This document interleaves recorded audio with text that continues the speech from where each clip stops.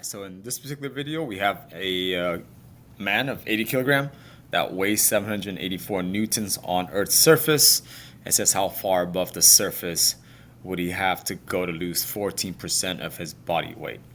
So the first thing you should realize here is that 80 kilogram is the man's mass, and then his weight is 784 newtons. That's because if you take 80 and you multiply it by the acceleration due to gravity, which is 9.8 meters per second square at the surface of the planet, you'll get 784 newtons. So differentiate between mass and weight as you move forward to this problem. All right. However, the most important thing here is the statement. It asks you how far above the surface would the man have to go to lose 14% of his body weight. Okay. So your weight is naturally 100% at the surface of the planet. And to lose 14%, you keep 86%. Okay, so keep that in mind as I explain this problem. Well, I think the easiest way to do this particular problem without crunching out a lot of calculator work is using this particular chart. Here, I'm going to have it at the surface of the planet, or the surface of Earth here, and then the next one, I just call the right side altitude, or whatever elevation, if you like to call it, or height above the surface, if you want to call it that. All right. So the first thing I want to set up is the left side of the chart here. At the surface of the planet, you have this function for force of attraction, or aka weight, f of g, is g m Earth divided by r squared. Oh, this particular diagram shows you that the radius of the Earth is just called r on the diagram. Okay, so if you like, you can use subscript e if you like. I noticed here though in the statement it says the radius of the Earth is given as r sub e. So we'll just really just r in this diagram. E just represents Earth, but this problem is about Earth, so you don't really need the subscript e if you don't want to for this particular problem. All right. However, the question is asking for the height above the surface, which in this case the diagram shows that this height here is measured from the surface and up to some altitude. Okay, so we're trying to find h. Well, I can set up the function again, except on the right side, I will just call it f of g altitude, or f of g nu if you like. And that by definition is g, m of the person, m of the planet, in this case is mass of the planet Earth here with subscript e. And then here I decided to use d instead, because now that the man is above the surface of the planet, I don't know what that distance is, so I'm just going to call it lowercase d. You can use whatever variable you want, I'm just going to call d. But what I do want to remind you that this d here in this function is measured from center to center. Okay, keep that in mind as you practice. So therefore, if you look at this diagram here, I've drawn stuff out for you here. The red arrow here indicates it's the distance from the center of the planet to where the man is. Okay, so I'm just going to crop out this particular length and keep my attention focused on this particular distance. So in Newton's gravitational force of attraction, the denominator is measured from center to center. So in this case, I would have to go from the center of the Earth to where the man is at some altitude. That to me, I'm just going to call it d. Okay, so it's not r, it's not h, it's this variable d that I have chosen. Therefore, well, how do you find h, right? How do you find h? Well, mathematically, I can find d, and if I know d, I can subtract that by r, which is given here in the statement, which is 6.36 10 to the 6th. And that way I can find h. So really, just algebraically speaking, you have the length here, that's d. Well, if you know d, you can subtract it from r, which is a small segment here, and then the leftover would be h. Okay, so I'm just going to go ahead and solve for d in my work here. Well, to solve for d, I first have to do a quick substitution. As I stated earlier, this problem wants you to lose 14% of the man's body weight. Well, losing 14% suggests that you still have 86%, because 100 minus 14 is 86. 86% is what you still have. Okay, so in my work, the 0.86 is 86%. 86% in decimal is 0.86. Well, it's 0.86 of your weight at the surface of the planet. So you originally weigh 784. If you're being dragged up some altitude, you weigh less and less. Well, how much less? 14% less. However, that would imply that you still keep 86% of your body weight. All right, so that's where the 0.86 comes in from. So if you didn't understand that, rewind and listen to that again. Therefore, to solve for d, I can just go ahead and do a quick substitution here. Well, I know what f of g is. Yeah? F of g by physics function is g m me divided by r squared for this problem. So I can do this quick substitution. So I'm going to carry the 0.86 down. Instead of f of g here, I'm just going to substitute it out for this function that it's equal to. So on the left side, we have said that f of g is g m me divided by r squared. So this quick substitution here. However, hopefully by now you notice that this numerator cancels out. On the left side of the equal sign, you have capital G M M E. On the right side, you have the same term, G M M E. So both of those terms will cancel out, which makes this particular function super easy to do. Therefore, I can just simplify the left side. 0.86 times 1 is just 0.86. R squared in the denominator remains r squared.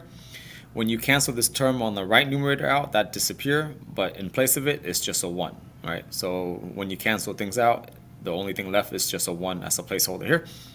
D squared in the denominator stays the same. But if you notice here, D is what I'm trying to find. Because once I know D, back to the diagram, once I know D, I can take D, I can subtract R, I can get H. So in order to get D by itself here, I'm just going to do a little quick switcheroo. D squared is in the denominator here, so I'm going to move it to the top left. But at the same time, I'm going to move r squared up to the top right by cross multiplying, and then I'm also going to move this 0.86 down to the right side. Okay, so a little crisscross action here. So therefore, d squared goes up to the top left of the function. The 0.86 goes down to the right side in the denominator, and then multiplying both sides by r squared or move it up would give me this function here. So d squared is equal to r squared divided by 0.86. Well, d is not by itself yet. You see, as you can see, d is d squared. So therefore, to get d by itself, we would just square root the whole entire function. So square rooting the left side would leave us just with d. Square rooting the right side would imply that you would take the square root of r squared, which is r. Okay, and then the square root of 0.86 will give us 0.927. But as you can see here, this is just r divided by 0.927. But I can factor out this coefficient. So therefore, I can say 1, which is the same thing as 1, saying 1 times r, right? R times 1 is r. But doing this allows you to just get a number in front of r. So I would say 1 divided by 0.927 times r. Well, if you punch it in your calculator, 1 divided by 0.927 would give you about 1.0787 r. Well, now I know what d is in terms of r. So I'm going to label the diagram here on the left side in red. D is 1.0787 r. That's what I just calculated d to be. But as I stated earlier, once you know d, you can subtract it from r and then you get h. So in my work here, I'm going to say that h is equal to d, which is 1.0787 r. I'm going to subtract from the distance r from the center to the surface of the planet. So therefore, 1.0787 r minus r, really you're minusing 1, right? Because r by itself has a 1 in the front. You get a 0.0787 r. Well, we know what r is from this statement. R is given as 6.36 times 10 to the 6 meters. So therefore, I can find h simply by substituting in r. So I know what r is. R is 6.36 times 10 to the 6 meters. And if you punch all this on your calculator, you should get an altitude of about 500,000 meters, or 500,532 meters here. All right, that will be our answer. All right, so this is the method I think is quick and easy without, again, a lot of calculator work. However, if you want to, you can actually use the second approach if it makes you happy, okay? Well, we can do the same stuff by finding h, okay? What I do know at the surface, okay, and the altitude, is that at the surface of the planet, the problem explicitly states that the weight of the man is 784 newtons. So on the left side here, as you can see, where it says surface, instead of setting f of g equal to gmm over r squared, I'm just going to say that f of g is 784 newtons because it's given to me. Well, how can I use that information though? Right? On the right side, I still need to set up the f of g function when the man is up at a certain altitude. The numerator stays the same because it's still g, m of the man, times m of the earth. But the difference here is in the denominator, I wrote out r plus h, okay? It's r plus h because it's measured from center to center. So in this diagram here, to measure the distance correctly, well, you'd have to count for the radius of the Earth, where from the center of the Earth to where the man is initially, and then from the surface of the Earth to where the man is going to be, aka this extra height. So the distance from center to center is r plus h. Okay, so in my diagram here, once again, this red arrow is crucial.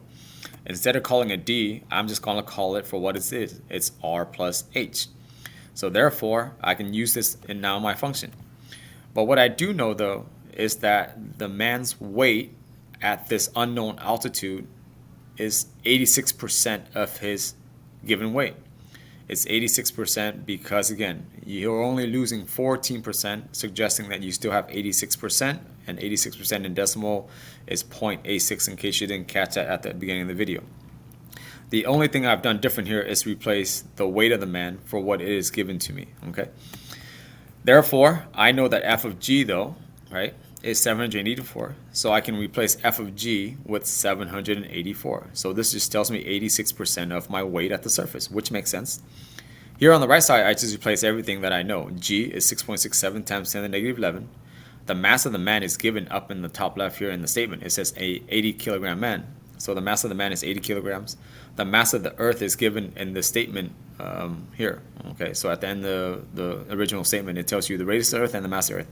So that's where these values come from. The radius of the Earth is 6.36 times 10 to the 6 plus h. I want to make sure you keep your eyes on this plus h, okay? And then the whole parentheses is being square. Well, I can just simplify all this stuff down to just numeric stuff, right? The left side, if you punch in your calculator, 0.86 times 784 is just 674.24. The numerator, if you multiply all this in your calculator, you'll get a value of 3.19 times 10 to the 16th.